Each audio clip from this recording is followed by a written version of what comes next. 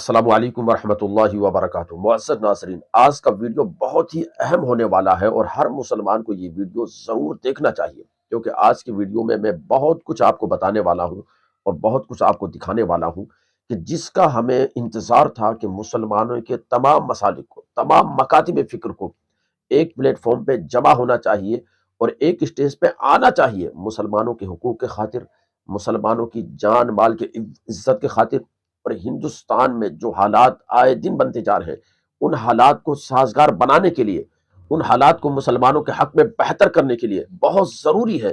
اور آج بڑی خوشی ہو رہی ہے کہ 17 مارچ کا وہ تاریخی دن جب دہلی کی سرزمین پر جنتر منتر پہ، یعنی کل ہی کے دن جو جنتر منتر پر لاکھوں کی تعداد میں مسلمان جمع ہوئے، تو وہاں پر تمام مسالک کے لوگ، تمام مکاتب فکر کے لوگ ایک اسٹیج پہ جمع ہوئے اور پرزور آوازیں بلند کی۔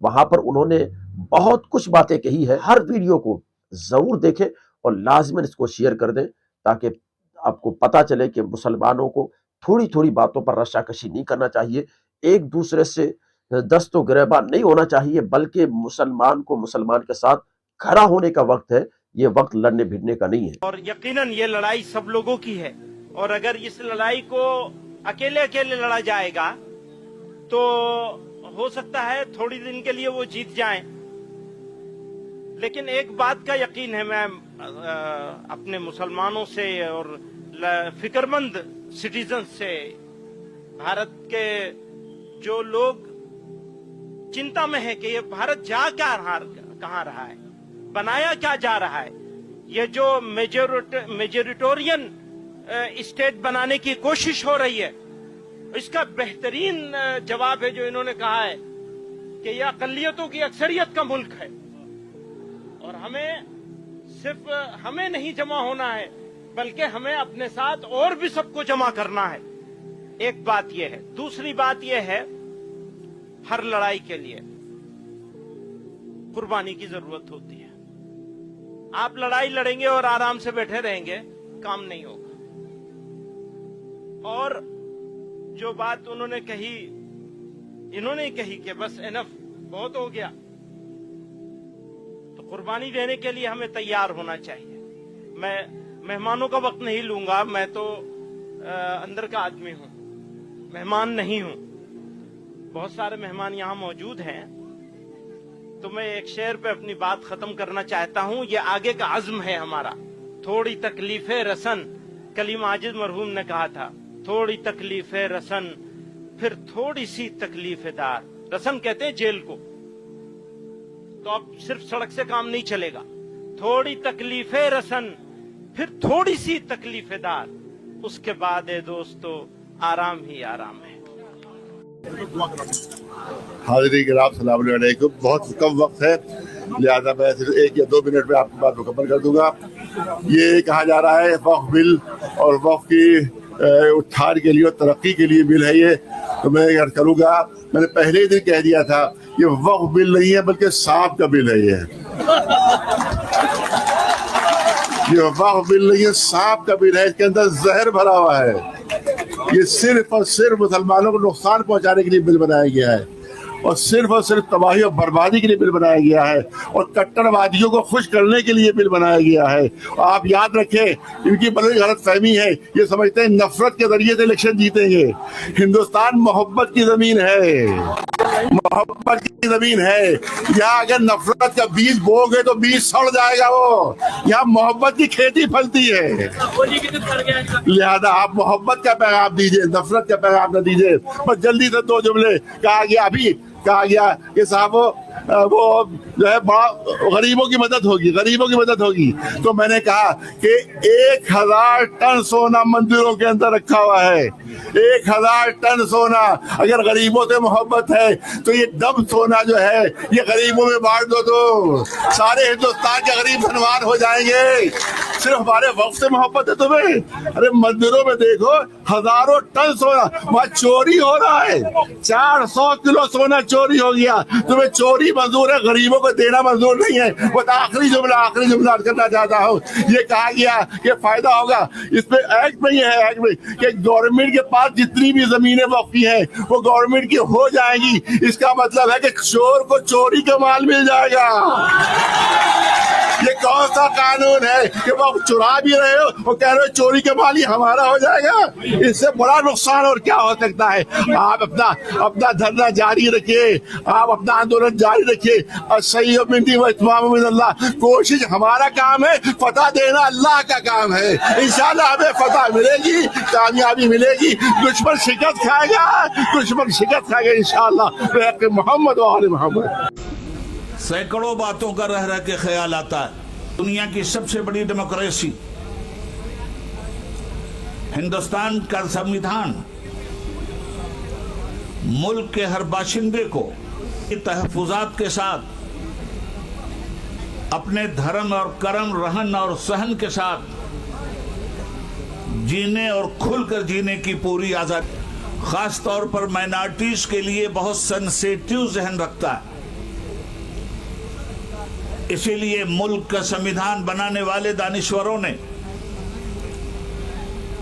1947 से लेकर 1950 तक ये महसूस की आवाज को दबाने में कामयाब हो जाती है। इसलिए अक़लियत की आवाज को दबाया ना जाए और उनके हक हुकूक पर किसी तरह से अलग से माइनॉरिटीज के लिए कुछ सेक्शन कायम किए और कुछ दफात और आर्टिकल्स ऐसे रहे जिसमें ये बात लेके कन्याकुमारी की सरहदों तक और गुजरात की वादी से लेकर बंगाल की खाड़ी तक मुकम्मल दात, हमारा निकाह, हमारा ब्याह, हमारा तलाक, हमारा मुहस्बा, हमारा वक्फ, हमारे मजहब के जितने भी कवानीन हैं, सारे कवानीन के तहफ़्फ़ुज़ के लिए मुल्क के संविधान ने गारंटी दी है। मुल्क में हुकूमत सेकुलर होगी, ये भी मुल्क के संविधान का एक फैसला है। सेकुलर हुकूमत का मतलब होता है ला मजहब, कोई धर्म नहीं होगा, मगर सेकुलर मुल्क में उस बेधर्म हुक्मिक लोग अपनी जिंदगी धर्म की बुनियाद पर गुजारते हैं। उन तमामी तर लोगों के धर्म और कर्म की पूरी हिफाजत की गारंटी सेकुलर हुकूमत को लेनी है। और जहां किसी मजहब के अंदर किसी दूसरे ने अगर रुकावट पैदा की तो ऐसी सूरत में हुकूमत की जिम्मेदारी है कि कानून उसके गरेबा। जहां हमारी और सारी चीजें हैं उसमें ये वक्फ की जायदादें हैं। जिस तरह नमाज और रोज़ा, हज और ज़कात हमारे लिए ज़रूरी है, उसी तरह से हज और रमज़ान के रोज़े और उसी तरह से वक्फ की जायदाद का तहफ़्फ़ुज़ भी हमारे लिए ज़रूरी है। सबसे पहले 2 मिनट में मैं ये बात साफ कर देना चाहता हूँ कि वक्फ की जायदाद का बैकग्राउंड क्या है। हिंदुस्तान के मुसलमानों ने अपनी जायदाद खुदा के नाम पर वक्फ करते हुए मुसलमानों के हवाले किया। मस्जिद के लिए, मदरसे के लिए, कब्रिस्तान के लिए, दरगाहों के लिए, इमाम बाड़ों के लिए, ईदगाहों के लिए वक्फ के कानून को हिंदुस्तान के संविधान ने इतनी मजबूती दी है कि जो चीज़ें वक्फ हो चुकी हैं उन्हें न मुसलमान खरीद सकता है न गैर मुस्लिम, न मुसलमान उन पर कब्जा कर सकता है न गैर मुस्लिम और न हुकूमत। मगर मुल्क के इस कानून की धज्जी इस तरह से उड़ाई गई, वक्फ की जायदाद पे कब्जा और तसल्लुत जमा कर हमें शर्मिंदा किया। हुकूमत को ये चाहिए था कि वक्फ तरमीमी एक्ट पेश करने के बजाय जहाँ जहाँ धांधलियाँ हो रही हैं उन धांधलियों को ख़त्म करते हुए मजबूत कानून का शिकंजा उन पे कसे। बजाय इसके हुकूमत ने वक्फ की जायदाद ही को हड़प करने का एक नापाक मंसूबा। ऐलान करता हूँ अपनी पार्टी की तरफ से और सारे हिंदुस्तान की उन दबी कुचली तमाम आवाजों की तरफ से जिन्हें आरएसएस ने सैकड़ों साल से जिनको दबाकर कुचल कर रखा है और अब वो संविधान को कुचलना चाहते हैं, बिल्डोज करना चाहते हैं। समाजवादी पार्टी ने, माननीय अखिलेश यादव जी ने पहले दिन ही जब ये बिल लाया गया था साफ साफ कर दिया था कि ये कॉन्स्टिट्यूशन संविधान पर सबसे बड़ा होने वाला आजादी के बाद हमला है, हम इसको कभी बर्दाश्त नहीं कर सकते। दलितों के ऊपर जो अत्याचार हो रहा है, आदिवासियों के हुकूक जो खत्म हो रहे हैं और सिखों के मामलात में जो दखल अंदाजी हो रही है, ये क्या तमाशा रखा है? आप समझते हैं हम कब तक बर्दाश्त करेंगे? देश की जनता के लोग, देश की जनता के मूड को पहचानिए। सारा ईवीएम से नहीं चलेगा, मुल्क संविधान से चलेगा। अगर कोई इस गलत फहमी में है तो उसको गलत फहमी दूर कर लेनी चाहिए। 24 के पैगाम ने ये इंतखाब ने पैगाम दिया है। मुसलमानों के साथ मैं अपनी बात खत्म कर रहा हूं। जिस तरह से मजाक किया जा रहा है कि उनके मजहबी मामलात में दखल अंदाजी की जा रही है, ये बीजेपी वो पार्टी है जो एक मुसलमान को सारे मुल्क में एक सीट लोकसभा की नहीं दे सकती। वो वक्त की रक्षा क्या करेगी, हिफाजत क्या करेगी? ये वो लोग हैं कि जिनके मिनिस्टर के सामने लंदन की सड़कों पर देश का अपमान हो और इनके चेहरे पर कोई रंगत इनकी बदले ना, कोई उस पर स्टेटमेंट ना आए। ये कौन लोग हैं? देश की जमीन अरुणाचल और हिमाचल में खिसक रही है जमीन, उसके ऊपर सरकार ने आके बदल ली है। ये सिर्फ हिंदू मुस्लिम इशू को उठाकर लड़ाकर अपनी सरकार को मजबूत करना चाहते हैं। मैं अपनी बात को खत्म कर रहा हूं इस पैगाम के साथ कि ये लड़ाई लंबी है। ये लड़ाई उन अंग्रेजों के गुलामों से है जिन्होंने देश के साथ कभी अहद वफा नहीं किया, और ये देश के उन वफादारों से है जिन्होंने 100 साल तक देश की धरती को बचाने के लिए, देश की इज्जत और फख्र को बचाने के लिए अपनी जानों की कुर्बानियां। ये बिल वक्फ की जायदाद को बचाने के लिए, एनक्रोचर्स को निकालने के लिए नहीं, ना उसकी इनकम को बढ़ाने के लिए, बल्कि वक्फ की जायदादों को खत्म करने के लिए, मुसलमानों से उनकी मस्जिदें, दरगाहें, खानखाहें, कब्रस्तान को छीनने के लिए इस तरह का प्रोविजन उसमें रखा गया है। इनकी नीयत खराब है और ये चाहते हैं कि देश में और दूरियां बढ़े दो बड़े समुदायों में। नहीं, हमारा काम विरोध करना है क्योंकि ये अनकॉन्स्टिट्यूशनल है।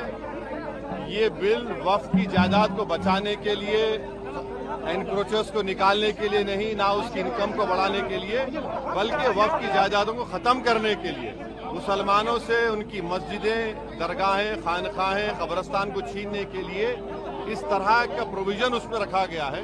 तो इनकी नीयत खराब है और ये चाहते हैं कि देश में और दूरियां बढ़े दो बड़े समुदायों में। तो इसका विरोध, क्योंकि संख्या बल तो है बीजेपी। अरे हाँ, देखिए हम तो ये कह रहे हैं कि हम विरोध करेंगे।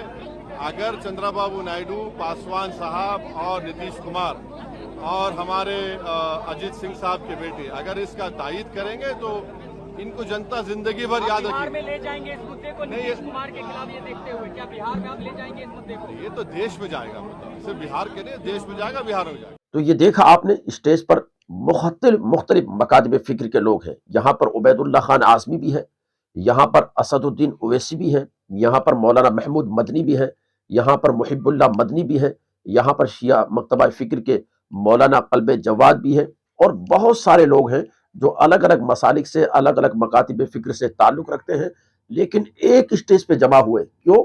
मुसलमानों के हुकूक की खातिर। तो जो हम बात हमेशा से करते हैं, हर मकतबा फिक्र के, हर मसलक के रहनुमा, मुक्तदा और कदआवर शख्सियात को, लोगों को मुसलमानों के हुकूक के लिए आगे आना चाहिए, चाहे उनका आपस में इत्तफाक हो या ना हो, आपस में उनकी बनती हो या ना बनती हो। लेकिन जहां बात आए मुसलमानों के हुकूक की, तो यहाँ पर देखा आपने वक्फ तरमीमी बिल के खिलाफ जब आवाज़ बुलंद करने की बात आई, तो जो हम चाह रहे थे वैसा ही हुआ। और अल्लाह करे कि हम तमाम लोग अपने हुकूक की खातिर इसी तरह से खड़े हो जाएं और बिल्कुल आर पार की लड़ाई के लिए तैयार हो जाएं, तो इंशाअल्लाह आप देखेंगे कि मुसलमानों के हुकूक की हिफाजत होती हुई नजर आएगी और मुसलमानों की जान माल का तहफ़्फ़ुज़ हो जाएगा। इस वीडियो को लाज़िमन हर एक तक शेयर करें ताकि हर कोई बंदा मुसलमानों के हुकूक के हवाले से आगाह हो और देखें कि लोग इसके लिए किस तरह से अपनी कोशिशें कर रहे हैं और क्या क्या बातें रख रहे हैं।